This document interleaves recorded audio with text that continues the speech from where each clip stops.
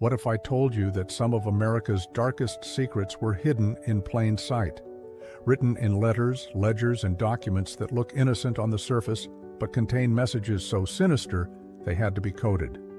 Today we're diving into one of history's most disturbing mysteries, the secret language used by slave traders to buy, sell, and transport human beings while avoiding detection and legal consequences.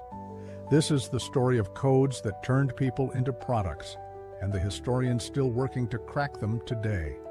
Why the codes? In 1808, the United States officially banned the importation of enslaved people from Africa. But here's what most people don't know. The trade didn't stop. It just went underground. Slave traders needed to communicate about their illegal operations without getting caught. They needed to discuss prices, shipments, and human cargo in letters that could be intercepted, read in court, or discovered by authorities. So they created an elaborate system of codes and euphemisms, a secret language that allowed them to conduct business while maintaining plausible deniability. Think about that for a moment. These weren't just criminals trying to hide their crimes. These were often wealthy, respected businessmen, ship captains, and merchants who needed to protect their reputations while profiting from human suffering. Let me show you how this worked. In trader correspondence, enslaved people were never called enslaved people. They were merchandise, they were black ivory, they were cargo, or simply articles. A letter might read, "I have 200 articles ready for shipment," or "The merchandise arrived in good condition, minimal loss." Young enslaved people were called prime articles. Women were sometimes referred to as fancy articles, in a term so dehumanizing I can barely say it. But it went deeper than simple substitution. Traders used numerical codes. The number 1 might represent a healthy adult male, 2 could mean a woman, 3 might indicate a child. These numbers would appear in ledgers with no context, just columns of figures that looked like any other accounting book. Ships had code names. The vessel Esperanza might be referred to as our mutual friend, or simply E. Routes were disguised. Cuba might be called the island, or given a code number. Even locations within the United States had aliases. New Orleans, the largest slave market in America, might be referenced as the Southern Port, or given initials that only the correspondent would understand. Perhaps the most chilling use of coded language appears in insurance documents. Enslaved people were insured as cargo during transport. If someone died during the Middle Passage, owners could file a claim, but they couldn't be too explicit about what they were claiming. Documents would read, "Loss of property due to maritime incident," or "Damaged goods 15 units, total value $12,000. Behind those sterile words were human beings who had been thrown overboard, died from disease in horrific conditions, or been killed during revolts. Some insurance companies required proof of loss. This led to even more disturbing coded language about cause of death, with terms like natural decrease or spoilage appearing in claims. These weren't just codes to avoid detection. They were linguistic tools that psychologically distanced traders from the reality of what they were doing. By turning people into units and death into loss, they could conduct business without confronting the human cost. Despite attempts to destroy evidence, some coded correspondence survived. In 2003, historians discovered a cache of letters from the 1850s belonging to a slave trading firm in Charleston. The letters used elaborate codes that took researchers years to partially decipher. One letter discussed the recent shipment of 40 barrels arriving safely, but shipping manifests showed no barrels.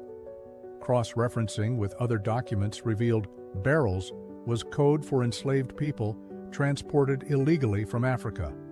Another set of letters from a New Orleans trader used food items as codes. Coffee meant adult males. Sugar meant women. Molasses indicated children. An order for 20 bags of coffee and 15 bags of sugar was actually a request for human beings. The most sophisticated codes involved what cryptographers call book ciphers. Traders would reference specific pages and lines from commonly owned books like the Bible or Shakespeare. Only someone with the same edition could decode the message. One fragment discovered in Virginia referenced Matthew 26, followed by a series of numbers. It took modern codebreakers to realize this was indicating a meeting time and the number of enslaved people to be exchanged. Here's where this gets really mysterious. Archives across the American South contain thousands of documents from the slavery era with notation systems historians still can't fully understand. Ledgers with columns of numbers that don't add up to normal accounting. Letters with seemingly random words capitalized. Shipping manifests with symbols that don't match any known notation system. Some researchers believe these represent codes that died with the traders who created them. Without a key or translation guide, they may never be deciphered. This means there are still secrets hidden in plain sight.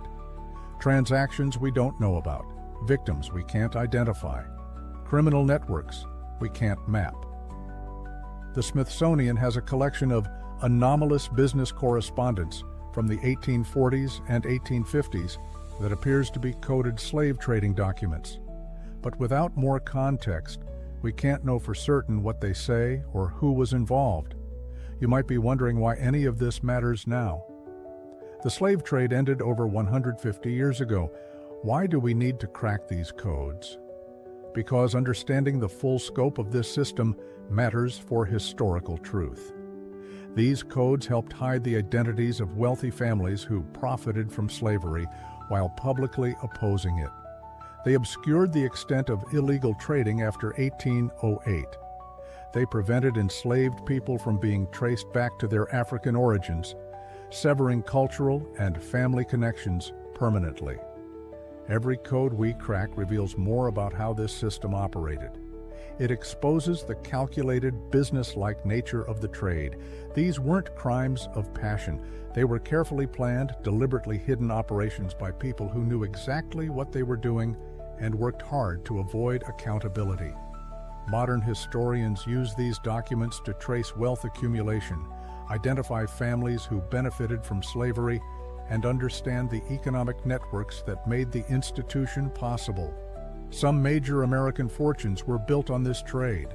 Some prominent families today descended from slave traders.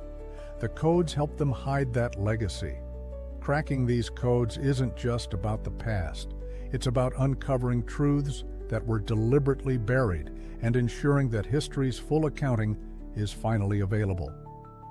The coded language of slave traders represents one of the darkest applications of human ingenuity, intelligence, and sophistication used not to uplift humanity, but to obscure its exploitation. Today, cryptographers, historians, and computer scientists continue working to decode the remaining mysteries. Machine learning algorithms are being trained to recognize patterns in historical documents. Archives are being digitized and analyzed in new ways. Every code broken is another piece of the puzzle recovered, another story that can be told, another truth that can't be hidden anymore. The secret language of slave traders was designed to keep us from knowing the full truth. But bit by bit, we're learning to speak it, and the truth is finally coming to light. If you found this video interesting, check out others on my channel.